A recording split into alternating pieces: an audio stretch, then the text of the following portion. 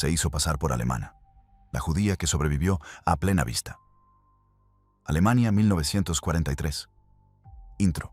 El momento imposible. Berlín, 15 de marzo de 1943, 9:47 am. Estación de tren Anhalter Bahnhof. Marie Jalovic se quedó paralizada en medio del andén mientras un oficial de la Gestapo caminaba directamente hacia ella. Llevaba el abrigo robado de una mujer aria, papeles falsos en su bolsillo y un secreto que significaba muerte instantánea. Era judía en el corazón de la Alemania nazi, sin estrella amarilla, sin permiso para existir, técnicamente un cadáver que todavía respiraba. El oficial se detuvo a 1 metro de distancia. Sus ojos la escanearon de arriba a abajo. Marie sintió su corazón detenerse. Después de 19 meses viviendo ilegalmente en Berlín, después de sobrevivir docenas de encuentros cercanos, finalmente había llegado su momento. «Fräulein», dijo el oficial. Marie lo miró directamente a los ojos, no con miedo, con la confianza absoluta de una mujer aria, berlinesa que no tenía nada que ocultar. Era el truco más peligroso que había aprendido. Cuando más culpable eres, actúa más inocente. ¿Sí?, respondió con ligera impaciencia, como si el oficial la estuviera interrumpiendo. «Su boleto, por favor». Marie le entregó el boleto falsificado que había comprado en el mercado negro. El oficial lo examinó, verificó el sello, se lo devolvió. «Buen viaje», dijo, y se alejó. Marie subió al tren con piernas que apenas la sostenían. Se sentó junto a la ventana, rodeada de oficiales de la Wehrmacht, esposas de nazis, colaboradores, todos arios, todos seguros, todos ignorando que la joven rubia junto a la ventana era exactamente el tipo de persona que sus leyes exigían exterminar. Durante los siguientes 2 años, Marie Jalovic viviría una existencia imposible. Una judía viviendo abiertamente en Berlín, la capital del Tercer Reich, sin esconderse en áticos o sótanos, sino caminando por las calles, trabajando en fábricas, cenando en cafés, asistiendo a cines, sobreviviendo a plena vista mediante el disfraz más audaz imaginable. Pretender ser exactamente lo que era ilegal ser. Los nazis buscaban judíos en escondites. Nunca pensaron buscar en sus propios espacios. Pregunta para los comentarios. ¿Habrías tenido el coraje de hacer lo que Marie hizo, sabiendo que un solo error significaba no solo tu muerte, sino la muerte de todos los que te ayudaron? ¿O habrías elegido el escondite tradicional? Esta es la historia de cómo una joven judía de 21 años sobrevivió el Holocausto sin esconderse, cómo la audacia extrema resultó más segura que la precaución, y cómo una mujer derrotó al Tercer Reich simplemente negándose a desaparecer. Parte 1. La vida antes de la invisibilidad. Marie Jalovic nació el 2 de marzo de 1922 en Berlín, hija única de una familia judía de clase media intelectual. Su padre, Hermann Jalovic, era profesor de historia antigua en la Universidad de Berlín, especializado en civilizaciones del Mediterráneo. Su madre, Betty, era pianista de concierto que había estudiado en el Conservatorio de Viena. La infancia de Marie transcurrió en el elegante distrito de Prenzlauer Berg, en un apartamento lleno de libros, música y conversaciones interminables sobre filosofía, literatura y política. Eran judíos seculares, completamente asimilados en la cultura alemana. El yiddish no se hablaba en casa. La sinagoga se visitaba raramente. La identidad judía era más étnica que religiosa, algo en el pasaporte más que en la práctica diaria. Hermann Jalovic se consideraba alemán primero, judío segundo. Había servido en la Primera Guerra Mundial, ganando la Cruz de Hierro por valentía. Creía profundamente en la Bildung, el ideal alemán de autocultivo a través de educación y cultura. Para él, ser alemán significaba Goethe, Schiller, Beethoven, no raza o religión. Marie heredó esta perspectiva. Crecía leyendo a los clásicos alemanes, memorizando poesía alemana, considerándose completamente berlinesa. Cuando otros niños la llamaban judía, ella respondía genuinamente confundida. ¿No era simplemente alemana? La respuesta llegó gradualmente, luego súbitamente, luego brutalmente. En 1933, cuando Marie tenía 11 años, Hitler llegó al poder. Los cambios fueron inicialmente sutiles. Su padre fue obligado a retirarse de la universidad. Marie fue expulsada del gimnasium donde estudiaba. Letreros aparecieron en parques, prohibido para judíos. Luego en piscinas, luego en cines, luego en todas partes.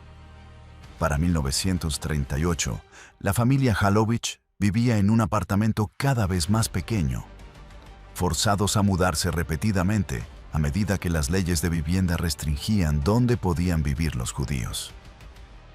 El padre de Marie, un hombre que había dedicado su vida a la historia griega, ahora trabajaba en una fábrica clasificando desperdicios metálicos. La dignidad profesional había colapsado en supervivencia diaria. La Kristallnacht del 9 de noviembre de 1938 destruyó cualquier ilusión restante. Marie tenía 16 años. Observó desde su ventana cómo turbas destruían comercios judíos, quemaban sinagogas, arrastraban a hombres judíos de sus casas. El mensaje era inequívoco. Los judíos no tenían futuro en Alemania. Hermann Halovich intentó conseguir visas de emigración. Cada país cerraba puertas. Palestina requería certificados que nunca llegaban. Estados Unidos tenía cuotas llenas hasta 1950. Sudamérica, Australia, China, todos imposibles o con costos prohibitivos que la familia ya no podía pagar. En 1941, cuando comenzaron las deportaciones masivas, Marie comprendió la verdad que su padre todavía se negaba a aceptar. No iban a escapar legalmente. La única opción era desaparecer o morir. Su madre Betty fue deportada en enero de 1942 al gueto de Riga. Marie nunca la volvió a ver. Fue asesinada en Auschwitz en fecha desconocida, probablemente en 1943. Su padre Hermann murió de un ataque cardíaco en junio de 1942, roto por la pérdida de su esposa, su carrera, su país, su ilusión de que Alemania todavía lo consideraba alemán. Marie, a los 20 años, estaba completamente sola en una ciudad donde su existencia era ilegal. Parte 2. La decisión de desaparecer. Junio de 1942. Marie recibió su notificación de deportación. Debía presentarse en el Sammellager Levetzow-Straße, el campo de recolección desde donde judíos berlineses eran transportados al este. Al este significaba muerte, aunque los nazis lo llamaban reasentamiento. Marie tenía 3 opciones. La primera, obedecer la notificación, presentarse para deportación, morir en Polonia o Bielorrusia o donde fuera que los trenes terminaran. La segunda, suicidarse antes de la deportación, como miles de judíos berlineses ya habían hecho. La tercera, desaparecer. La tercera opción era técnicamente imposible. Los judíos en Berlín estaban completamente documentados. Cada uno tenía una tarjeta de identidad marcada con Jud en rojo. Cada uno debía usar la estrella amarilla visible en todo momento. Cada uno estaba registrado en direcciones específicas. Cada uno recibía cupones de racionamiento especiales que solo funcionaban en tiendas designadas. El sistema nazi era una prisión burocrática perfecta. No necesitabas muros cuando tenías formularios. Marie no podía comprar comida sin cupones, no podía alquilar habitación sin registro, no podía viajar sin permiso, no podía trabajar sin autorización, no podía simplemente desaparecer, porque cada aspecto de vida moderna requería documentación que la identificaba como judía. Pero Marie entendió algo que muchos otros no. El sistema tenía un punto ciego masivo. Los nazis habían construido su burocracia asumiendo obediencia. Si un judío simplemente no se presentaba para deportación, si simplemente se quitaba la estrella amarilla y caminaba libre, ¿quién los detendría? La respuesta: nadie, si tenía suficiente audacia. Marie tomó su decisión una semana antes de su fecha de deportación. No se presentaría, no se escondería en un ático. Viviría abiertamente en Berlín, disfrazada como aria. Era locura calculada. Berlín en 1942 tenía aproximadamente 50.000 judíos restantes de una población anterior de 160.000. Todos vigilados, todos documentados, todos destinados a deportación. De esos 50.000, aproximadamente 1.700 eventualmente elegirían vivir ilegalmente en lugar de deportación. Los nazis los llamaban U-Boot, submarinos, personas que se habían sumergido bajo la superficie de la sociedad. Pero la mayoría de U-Boote vivían escondidos, en áticos, sótanos, habitaciones secretas. Dependían de protectores arios que arriesgaban sus vidas proporcionando refugio. Era existencia claustrofóbica, años pasados en espacios diminutos, silencio constante, miedo perpetuo. Marie eligió algo completamente diferente. No se escondería, se ocultaría a plena vista. El plan requería 3 elementos: documentos falsos, apariencia aria y audacia absoluta. Los documentos eran lo más difícil. Marie necesitaba una tarjeta de identidad sin la J roja, cupones de racionamiento válidos, quizás certificados de trabajo. A través de contactos en la comunidad judía clandestina, Marie encontró a Emil, un falsificador que operaba desde un apartamento en Kreuzberg. Emil era un criminal profesional que había descubierto que falsificar documentos para judíos desesperados era más lucrativo que cualquier otro crimen de guerra. ¿Qué necesitas?, preguntó Emil directamente. Todo, respondió Marie. Identidad completa. Eso cuesta. ¿Cuánto? 2.000 Reichsmarks. Marie no tenía 2.000 Reichsmarks. Tenía exactamente 200 que había ahorrado vendiendo las posesiones de sus padres. Pero negoció. Emil finalmente aceptó 500 Reichsmarks por un paquete básico. Tarjeta de identidad falsa bajo el nombre Marie Müller. Certificado de trabajo para fábrica de municiones, cupones de racionamiento del mes actual. Los documentos son buenos, advirtió Emil, pero no perfectos. Bajo inspección superficial pasarán. Bajo inspección detallada por experto de Gestapo, fallarán. Tu trabajo es nunca permitir inspección detallada. ¿Cómo hago eso? Emil sonrió con cinismo. Siendo más confiada que ellos son sospechosos. El mejor disfraz no es los papeles, es tu comportamiento. Marie entendió. Los nazis buscaban judíos aterrorizados, nerviosos, que evitaban contacto visual. Si actuaba exactamente lo opuesto, confiada, directa, ligeramente molesta por ser interrogada, desafiaría sus expectativas. La apariencia era más fácil. Marie era rubia natural con ojos azules, exactamente el tipo ario que la propaganda nazi glorificaba.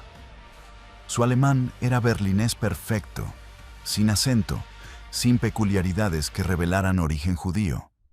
Físicamente, era indistinguible de millones de mujeres arias alemanas. Pero la audacia era el elemento crítico.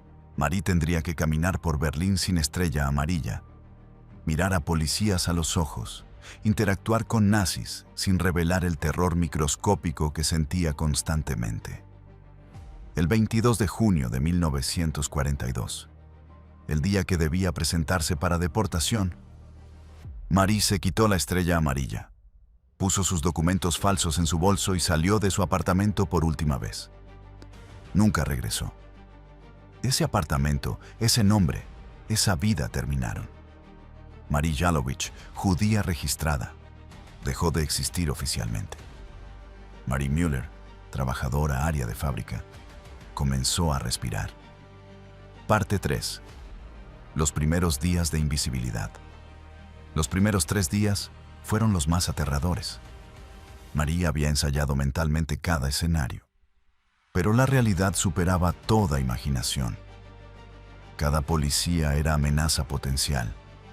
Cada transeúnte era informante posible. Cada pregunta casual era interrogatorio disfrazado. Su primera prueba llegó caminando por Alexanderplatz. Un oficial de policía la detuvo rutinariamente, verificando documentos de transeúntes al azar. Marie observó cómo verificaba papeles de la persona delante de ella. Luego se preparó. «Papeles», ordenó el oficial cuando llegó su turno. Marie le entregó su tarjeta de identidad falsa con la confianza casual de alguien sin nada que ocultar. El oficial la examinó brevemente. La comparó con su rostro. Se la devolvió. «Gracias, Fräulein Müller». Marie se alejó con piernas temblorosas. Había funcionado. El primer test pasado. Pero los tests eran constantes. Berlín en 1942 era estado policíaco en su forma más desarrollada. Documentos eran verificados en estaciones de tren, en entradas a edificios públicos, en redadas aleatorias en calles. La ciudad era red de puntos de control diseñada para atrapar exactamente a personas como Marie. Su estrategia era simple: comportarse exactamente como una joven trabajadora aria berlinesa. Eso significaba quejas públicas sobre racionamiento, comentarios casuales sobre bombardeos aliados, incluso participación ligera en conversaciones que criticaban judíos. Era nauseabundo pero necesario.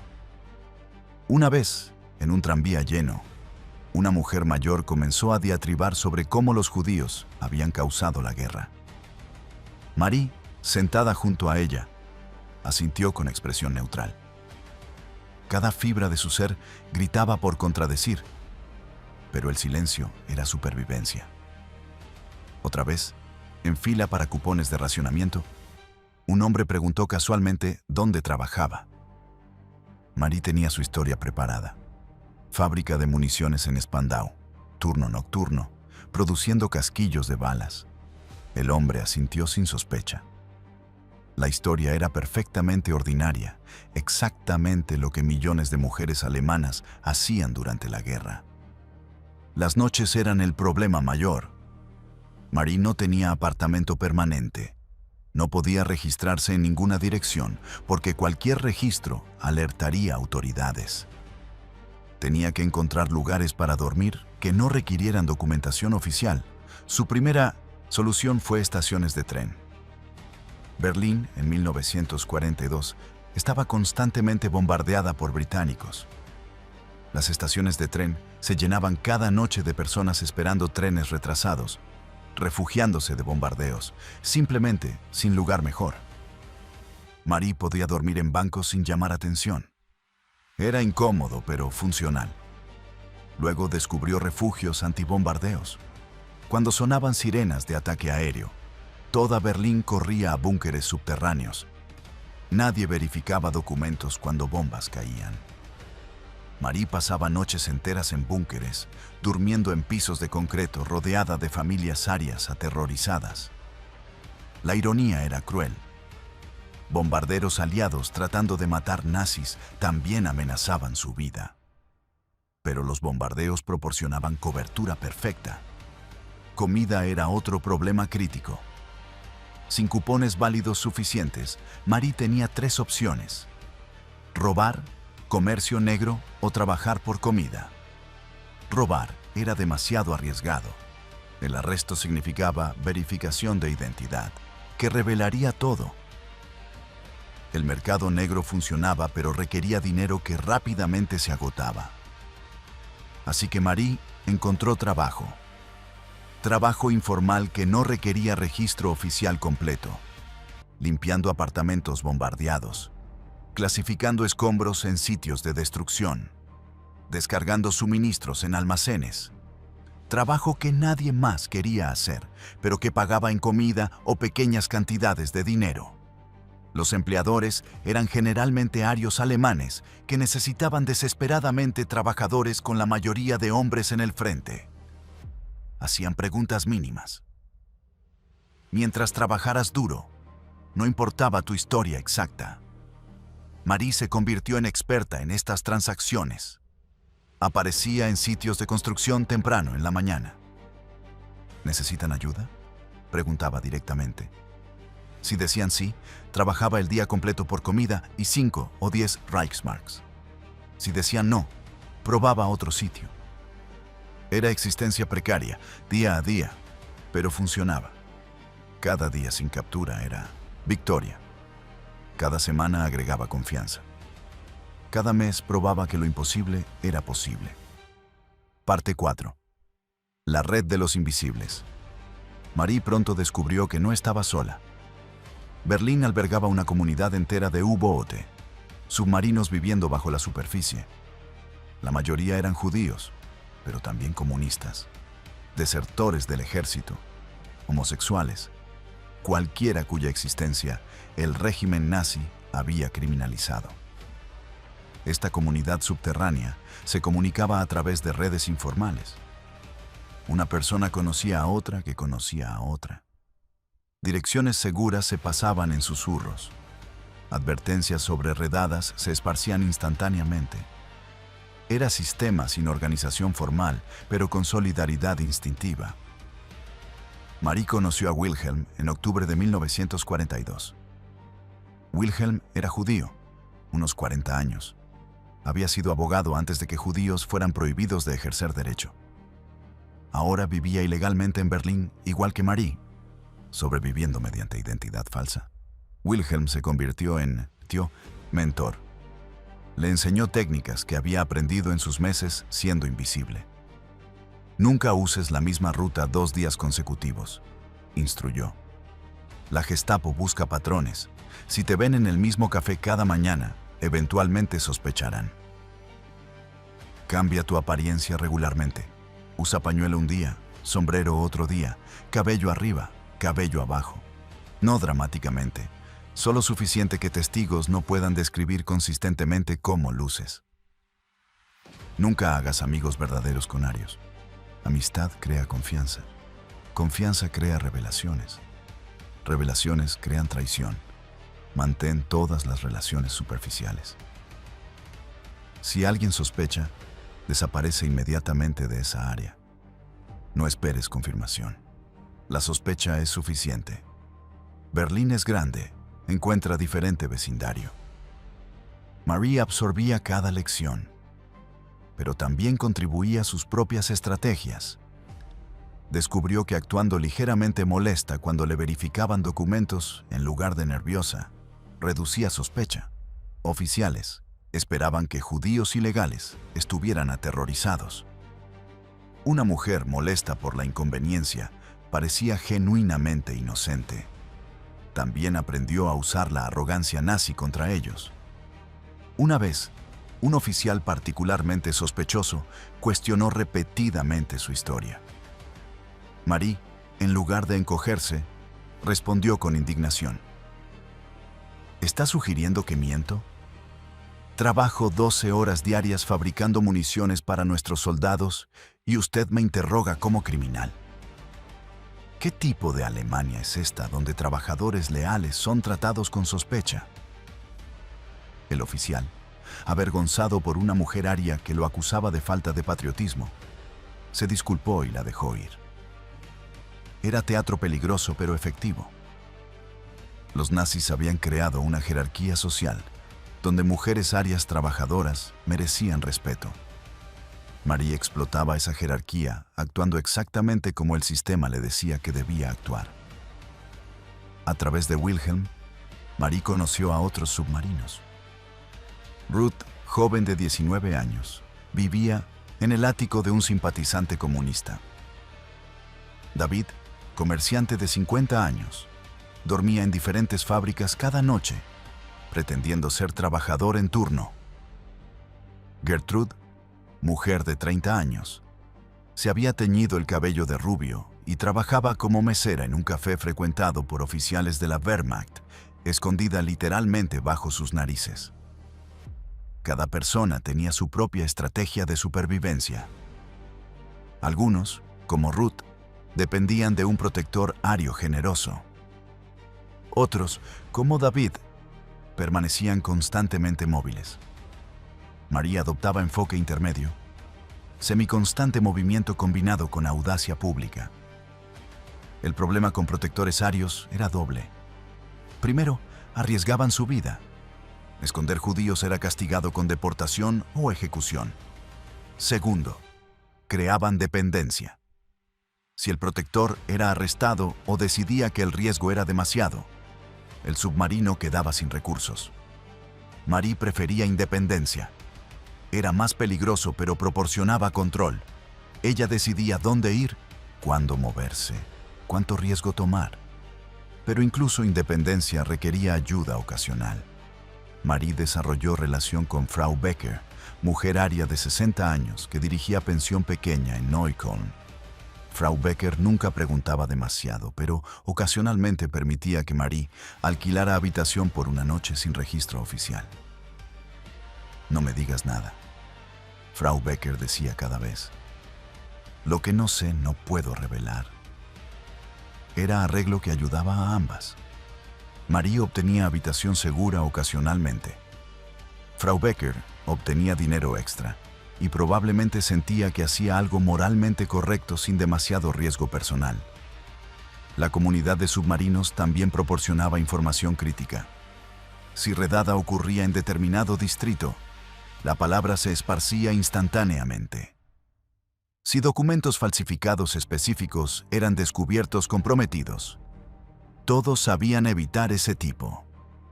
Si nuevo oficial de Gestapo particularmente diligente era asignado a cierta área, submarinos evitaban esa zona. Era red de inteligencia improvisada pero efectiva, construida por personas cuya supervivencia dependía de información. Parte 5. El trabajo en la fábrica. En noviembre de 1942, Marie consiguió trabajo más permanente en una fábrica de municiones en Spandau. Era exactamente el tipo de trabajo que su documentación falsa declaraba, haciendo su historia más creíble. La fábrica empleaba mayormente mujeres. Los hombres alemanes estaban en el frente, así que la producción de guerra dependía de trabajo femenino. Las trabajadoras eran principalmente arias alemanas, pero también algunas trabajadoras forzadas de Europa del Este y, irónicamente, algunas judías en trabajos forzados claramente identificadas con estrellas amarillas. Marie trabajaba en la línea de ensamblaje produciendo casquillos de balas. Era trabajo repetitivo, físicamente agotador, 12 horas diarias, 6 días a la semana, pero proporcionaba varias ventajas críticas. Salario regular, comida en Minutenstente, cafetería de fábrica, ambiente donde nadie hacía preguntas personales. El trabajo también era cobertura perfecta. Cuando policías le preguntaban por qué estaba en determinada área de Berlín, podía responder honestamente que trabajaba en fábrica de municiones. Tenía horarios reales, tarjeta de tiempo real, compañeras de trabajo reales que podían confirmar su existencia. Las compañeras de trabajo eran mayormente mujeres jóvenes, edades de 18 a 30, de varios trasfondos. Algunas eran entusiastas nazis. Otras eran simplemente alemanas ordinarias tratando de sobrevivir la guerra. Pocas expresaban abiertamente antinazismo, demasiado peligroso. Marie mantenía todas las interacciones superficiales. Era amigable, pero nunca íntima. Participaba en conversaciones, pero nunca revelaba detalles personales. Su historia de cobertura era simple. Padre muerto en Frente Oriental, madre muerta en bombardeo, sin familia restante, viviendo en pensión, trabajando para contribuir al esfuerzo de guerra. Era historia que generaba simpatía sin invitar preguntas. Millones de alemanas tenían historias similares en 1942. Una de sus compañeras de trabajo, Lotte, se volvió especialmente amigable. Lotte tenía 22 años. Venía de familia nazi comprometida. Su padre era oficial de alto rango en las SS. Pero Lotte era genuinamente amable. compartía su comida de almuerzo, invitaba a Marie a actividades sociales. Marie tenía que navegar esta amistad cuidadosamente. Rechazar todas las invitaciones parecería sospechoso. Aceptar demasiadas crearía intimidad peligrosa. Así que aceptaba ocasionalmente un cine, una caminata en parque, pero siempre tenía excusas para mantener distancia. Lo más surrealista era trabajar junto a judías en trabajo forzado. Estas mujeres llevaban estrellas amarillas, eran guardadas por supervisores, vivían en barracas. Eran tratadas como menos que humanas. Y Marie, quien era idéntica a ellas, excepto por audacia y documentos falsos, trabajaba como su superior aria. Una vez, en la cafetería, Marie se sentó accidentalmente cerca de las trabajadoras judías. Un supervisor gritó que se moviera. «No te mezclas con judías», ordenó. Marie se movió obedientemente, sintiendo vergüenza y rabia. Estas mujeres eran su pueblo. Compartían destino idéntico, excepto que Marie había elegido camino diferente. Verlas tratadas como animales, mientras ella pretendía ser aria, la llenaba de autoodio y determinación simultáneos. El trabajo de fábrica también proporcionaba acceso a mercado negro. Varias trabajadoras traficaban mercancías ilegales, comida extra, cigarrillos, productos de tocador. Marie ocasionalmente participaba, comprando ítems que necesitaba con sus escasos ahorros. Las transacciones creaban complicidad. Si Marie era criminalmente cómplice en mercado negro, las otras trabajadoras tenían razón para no reportarla, incluso si sospechaban algo. Era cálculo cruel pero efectivo. En régimen donde todo era crimen, la complicidad mutua creaba silencio protector. Parte 6. Los encuentros cercanos. A pesar de toda su preparación y audacia, Marie tuvo docenas de encuentros que casi terminaron su vida. Cada uno le enseñaba algo nuevo sobre supervivencia. Enero de 1943. Marie caminaba por Friedrichstraße cuando reconoció a una compañera de clase de antes de la guerra. La mujer, ahora uniformada como auxiliar nazi, también la reconoció. «¿Marie Halovich?», preguntó, confundida. «¿No te deportaron?». Marie no tenía segundos para decisión. «Me confundes con alguien más», respondió firmemente. «Mi nombre es Marie Müller». «No, estoy segura que eres Marie Halovich. Estábamos juntas en el gimnasium». «Te equivocas», interrumpió Marie con molestia perfectamente actuada. «Nunca estudié en gimnasium. Trabajé en tienda de mi familia hasta que empezó la guerra». La mujer dudó. Marie la miró directamente, desafiando. Finalmente, el auxiliar nazi se encogió de hombros. «Lo siento, mi error». Cuando se alejó, Marie tuvo que controlar el impulso de correr. Caminó normalmente 2 cuadras. Luego entró a tienda departamental, atravesó múltiples salidas, cambió su ruta completamente. Nunca volvió a esa área de la ciudad. Febrero de 1943. Durante verificación de documentos en estación de tren, oficial notó que su tarjeta de identidad tenía número de serie levemente irregular. «Espera aquí», ordenó, llevándose la tarjeta para verificar con supervisor. Marie observó mientras el oficial caminaba hacia oficina. Tenía tal vez 30 segundos antes de que descubrieran la falsificación. La estación estaba llena, múltiples salidas. Si corría, confirmaría sospecha. Si esperaba, el arresto era inevitable. Tomó decisión.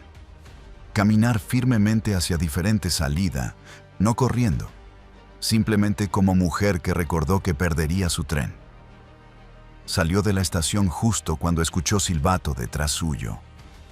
No miró atrás. Se mezcló en multitud en la calle, cambió dirección 3 veces. Desapareció. Perdió esa tarjeta de identidad, pero escapó arresto.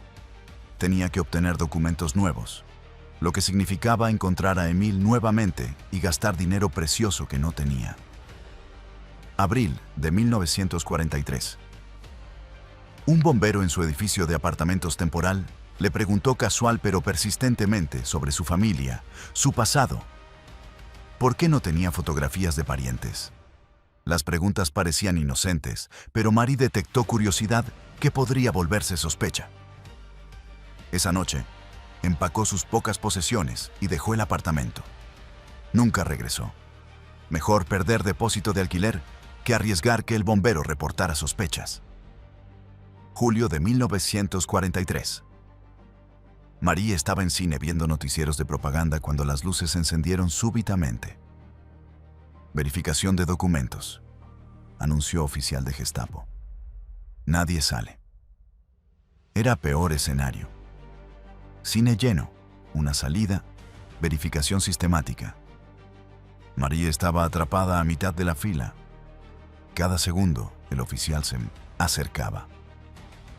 Observó su técnica. Verificaba documentos rápidamente para hombres jóvenes, revisando especialmente para desertores. Para mujeres jóvenes, mirada más rápida, asumiendo que no eran amenaza seria. Cuando llegó el turno de Marie, ella estaba leyendo panfleto de propaganda que había recogido en la entrada. «Papeles», ordenó el oficial. Marie le entregó su tarjeta mientras continuaba leyendo el panfleto, como si la interrupción fuera molestia menor. El oficial verificó la tarjeta, la comparó con su rostro. Notó que ella todavía leía el panfleto con aparente interés genuino en propaganda nazi. Se la devolvió. «Gracias». Era micropsicología. La mujer genuinamente interesada en propaganda nazi era probablemente Aria Leal. Marie había actuado el papel perfectamente. Pero cada encuentro cercano acortaba sus nervios. Vivir bajo tensión constante era agotamiento psicológico. Marie desarrolló insomnio. Perdió peso dramáticamente. Tenía pesadillas cuando lograba dormir. Pero también desarrollaba confianza extraña. Cada encuentro sobrevivido agregaba evidencia de que era posible. Los nazis no eran omniscientes. Su sistema tenía grietas. Audacia funcionaba. Parte 7. Los bombardeos y la ironía. Para mediados de 1943, Berlín era bombardeada casi nocturnamente por la RAF británica. Las sirenas sonaban, la ciudad corría a búnkeres. Bombas caían destruyendo vecindarios enteros. Para Marie, los bombardeos eran bendición y maldición simultáneas. Maldición porque podía morir fácilmente en bombardeo como cualquier berlinesa. Bendición porque el caos proporcionaba cobertura perfecta para su existencia ilegal. Durante bombardeos, toda la verificación de documentos cesaba. Nadie preguntaba identidades cuando edificios colapsaban. Los búnkeres estaban llenos de personas de todos los trasfondos, mezclándose en igualdad temporal de terror compartido. Rico y pobre, nazi y no nazi, todos iguales bajo toneladas de concreto, esperando que las bombas no alcanzaran su búnker particular. Marie pasaba múltiples noches cada semana en búnkeres. Conoció a berlineses ordinarios, escuchó sus conversaciones, aprendió cómo pensaban y sentían los arios alemanes sobre la guerra. Lo que descubrió fue complejo. Muchos todavía apoyaban a Hitler, creyendo en eventual victoria alemana. Pero creciente número expresaba dudas en susurros cuidadosos. Las noticias del frente eran cada vez peores. Stalingrado había sido derrota catastrófica. El Afrika Korps se había rendido. Italia había cambiado de bando. La invencibilidad alemana era obviamente ficción, pero expresar estas dudas públicamente era traición. Así que las personas vivían doble vida. Entusiasmo nazi en público. Desesperación privada en conversaciones cuidadosas con personas confiables. Marie observaba esta doble conciencia con fascinación. Los mismos berlineses que gritaban «Heil Hitler» en mítines susurraban «¿Cuándo terminará esta locura?». En búnkeres oscuros. La ironía más cruel era que los bombardeos aliados diseñados para destruir al régimen nazi también mataban a personas como Marie, que ese régimen perseguía. Los aliados no podían distinguir entre nazis y víctimas desde 10.000 metros de altura. Una noche en agosto de 1943, Marie casi murió en bombardeo especialmente severo. Estaba en búnker bajo edificio de apartamentos en Charlottenburg cuando bomba directa colapsó parte de la estructura. El búnker se llenó de humo y polvo. Las luces se apagaron. Personas gritaban en oscuridad. Marie sintió techo presionándose hacia abajo. Escuchó crujido de concreto fracturándose. Por un momento pensó que esta era finalmente su muerte. No en cámara de gas como los nazis planeaban, sino en bombardeo británico diseñado para liberarla. Pero el búnker aguantó. Los equipos de rescate llegaron después de 3 horas. Marie emergió cubierta de polvo, oídos sonando, pero viva. Esa noche, mientras dormía en estación de tren, porque su apartamento temporal había sido destruido en el bombardeo, Marie reflexionó sobre la absurda ironía de su situación. Los nazis querían matarla por ser judía. Los aliados querían matarla sin saber que era judía. Estaba atrapada entre 2 fuerzas masivas, ambas potencialmente letales, navegando día a día mediante ingenio y suerte. Los bombardeos también creaban oportunidades.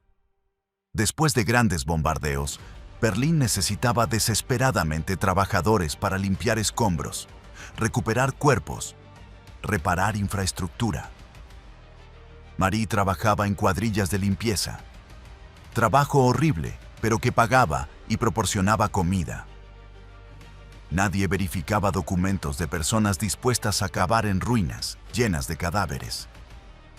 Trabajó en vecindarios completamente destruidos, donde edificios habían sido vaporizados, donde familias enteras habían muerto en sus sótanos. Removía escombros con sus manos. Encontraba cuerpos quemados más allá de reconocimiento. Ayudaba a rescatar sobrevivientes atrapados. Era trabajo que mostraba la realidad brutal de la guerra. La propaganda nazi hablaba de heroísmo y victoria. La realidad era muerte arbitraria y sufrimiento indiscriminado.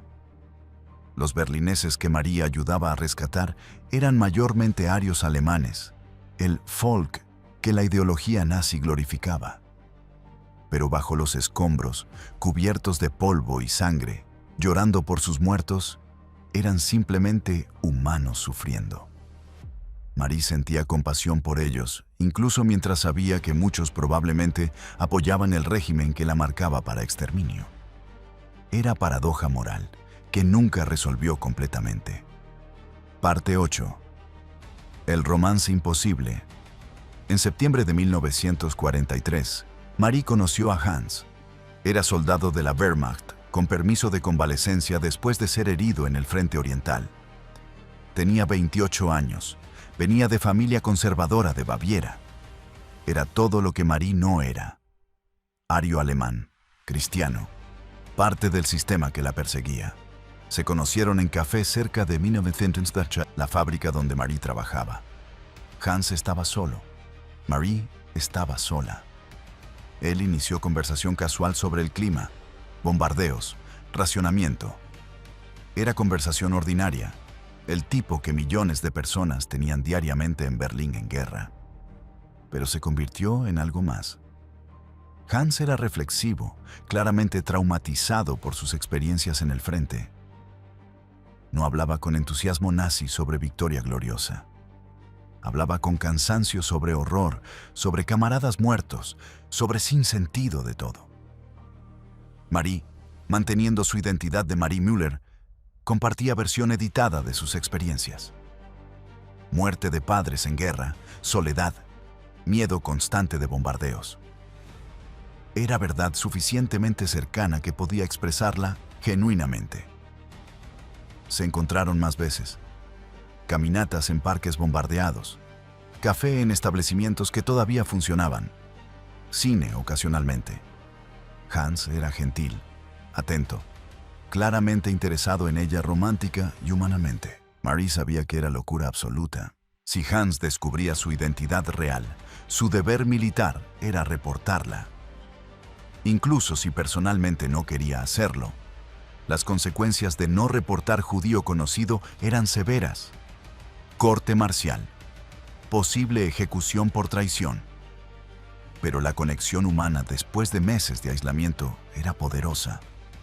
Marie ansiaba ser vista como persona completa, no solo como refugiada desesperada o trabajadora de fábrica anónima. Con Hans podía ser algo parecido a mujer normal teniendo relación normal. Una noche, Hans la besó. Era el primer contacto físico íntimo que Marie había experimentado en más de un año. Por un momento, permitió olvidar quién era, dónde estaba, qué arriesgaba. Luego la realidad regresó como agua fría. No podía continuar esto. Era peligro para ella y para él. Si descubrían que había tenido romance con judía, incluso sin saber que era judía, sería investigado, potencialmente castigado. La siguiente vez que se encontraron, Marie terminó la relación. Inventó historias sobre estar comprometida con soldado en el frente quien estaba oficialmente muerto, pero ella todavía esperaba que de alguna manera hubiera sobrevivido. Era mentira específica que Hans no podía verificar, pero que creaba barrera emocional. Hans aceptó tristemente. Si cambia algo, si descubres que realmente está muerto y te sientes lista, encuéntrame, dijo. María sintió sabiendo que nunca lo haría. Hans regresó al frente 2 semanas después. Marie nunca supo si sobrevivió la guerra. Era conexión humana brevísima que demostraba tanto la posibilidad de humanidad compartida como la imposibilidad de vida normal bajo dictadura. Parte 9. La supervivencia hasta la liberación.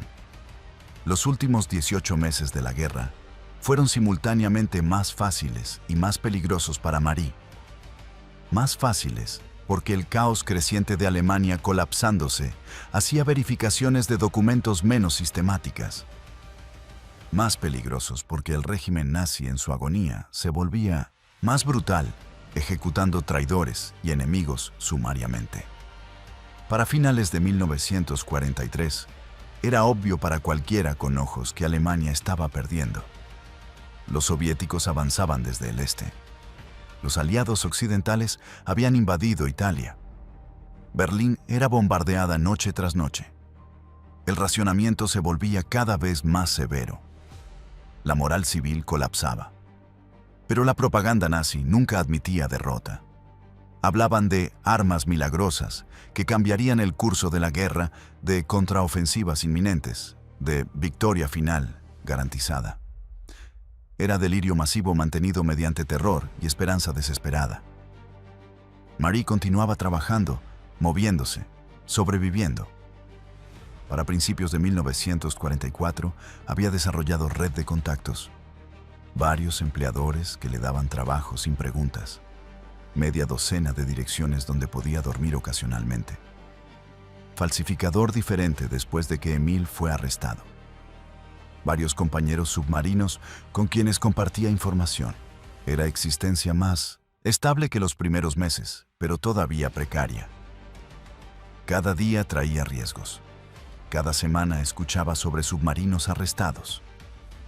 La Gestapo había intensificado esfuerzos por encontrar judíos ilegales, especialmente después de que las deportaciones masivas desde Berlín se completaron en 1943.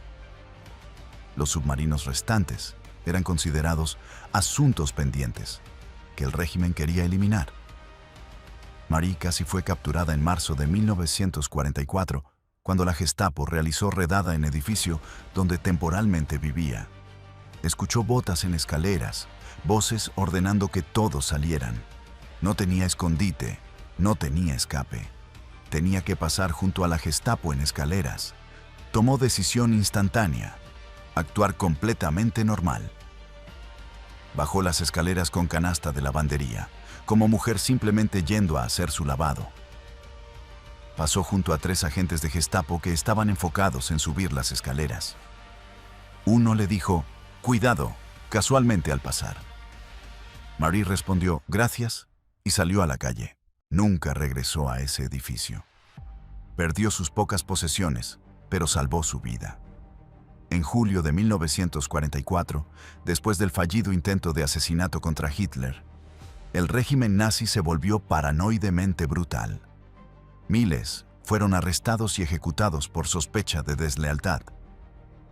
Las calles se volvían peligrosas de maneras nuevas. Cualquier comportamiento inusual podría resultar en arresto. Paradójicamente, este clima de sospecha universal ayudaba a Marie. Cuando todos eran sospechosos, nadie era específicamente sospechoso. La Gestapo estaba sobredimensionada persiguiendo complots políticos, dejando menos recursos para perseguir judíos individuales. Para finales de 1944, con Ejército Rojo acercándose desde el este, Berlín entraba en caos final. Evacuaciones masivas, edificios gubernamentales quemando documentos, funcionarios nazis huyendo. El sistema burocrático que había hecho tan difícil vivir ilegalmente comenzaba a colapsar. Marie vivía ahora en refugio antibombardeo más o menos permanentemente. Berlín era bombardeada tan constantemente que miles de personas simplemente vivían bajo tierra. Nadie verificaba documentos en búnkeres cuando la ciudad ardía arriba. Enero de 1945. Los soviéticos estaban a kilómetros de Berlín. Sonido de artillería era constante. La ciudad era zona de guerra. Miedo intenso era palpable en todos. Los berlineses sabían que la liberación soviética sería brutal. Había reportes de lo que el Ejército Rojo hacía en territorios ocupados, violaciones masivas, saqueos, ejecuciones sumarias. Marie enfrentaba nueva ironía. Sobrevivir el Holocausto solo para potencialmente ser violada o asesinada por soldados del ejército que la liberaba. Pero no tenía opciones. Simplemente esperaba, como todos en Berlín, que el fin llegara rápidamente y que de alguna manera sobreviviera. El 21 de abril de 1945, el Ejército Rojo entró en Berlín. La batalla de Berlín comenzó. Durante 10 días, la ciudad fue zona de combate urbano. Marie pasó esos días en sótano profundo con docenas de berlineses aterrorizados, escuchando tanques rodando arriba, explosiones constantes, gritos. El 2 de mayo de 1945, Berlín se rindió. El Tercer Reich había terminado. Marie Jallowitz había sobrevivido. Cuando finalmente emergió del búnker, Berlín era ruinas humeantes. Soldados soviéticos patrullaban calles. Cadáveres estaban en todas partes. La ciudad estaba destruida. Pero Marie estaba viva. 34 meses viviendo ilegalmente en la capital del Tercer Reich, pretendiendo ser aria, trabajando junto a nazis, sobreviviendo mediante audacia absoluta. Se quitó la identidad de Marie Müller. Recuperó su verdadero nombre, Marie Jallowitz. Era judía berlinesa que se había negado a desaparecer. Epílogo. La vida después. Marie Jallowitz pasó los meses después de la liberación buscando supervivientes de su familia. No encontró ninguno. Padres, primos, tíos, todos muertos. Estaba completamente sola, pero reconstruyó su vida. Estudió literatura en Universidad Humboldt de Berlín, bajo gobierno soviético de Alemania Oriental. Se convirtió en profesora de literatura clásica, irónicamente enseñando los mismos textos griegos y latinos que su padre había enseñado décadas antes. Se casó con un compañero sobreviviente del Holocausto. Tuvieron un hijo. Vivieron en Berlín Oriental durante décadas, navegando diferentes tipos de dictadura bajo comunismo. Marie raramente hablaba sobre sus experiencias durante la guerra. Era demasiado traumático, demasiado complejo, demasiado difícil de explicar. ¿Cómo había sobrevivido pretendiendo ser nazi entre nazis? Solo en 2004, a los 82 años, finalmente dio serie de entrevistas extensas a su hijo documentando toda su historia. Estas entrevistas fueron publicadas póstumamente como Underground in Berlin en 2014. Marie Jalowicz murió en 2012 a los 90 años, habiendo vivido vida completa que el Tercer Reich había determinado imposible. Cada día después del 2 de mayo de 1945 era victoria sobre el sistema que había decretado su muerte. Su historia plantea preguntas que nunca tienen respuestas simples. ¿Qué hace que algunas personas sobrevivan mientras otras no? ¿Era habilidad, suerte, audacia o simplemente azar arbitrario? ¿Cuánto heroísmo hay en supervivencia versus cuánto es simplemente negarse a morir? Marie nunca se consideró heroína. Se consideraba mujer que había hecho lo que necesitaba para continuar respirando.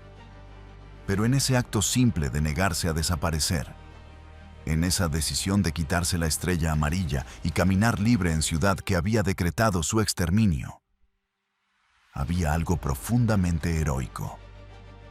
Los nazis nunca sospecharon que una judía caminaba entre ellos. Marie Jalowicz derrotó al Tercer Reich no con armas, sino con audacia.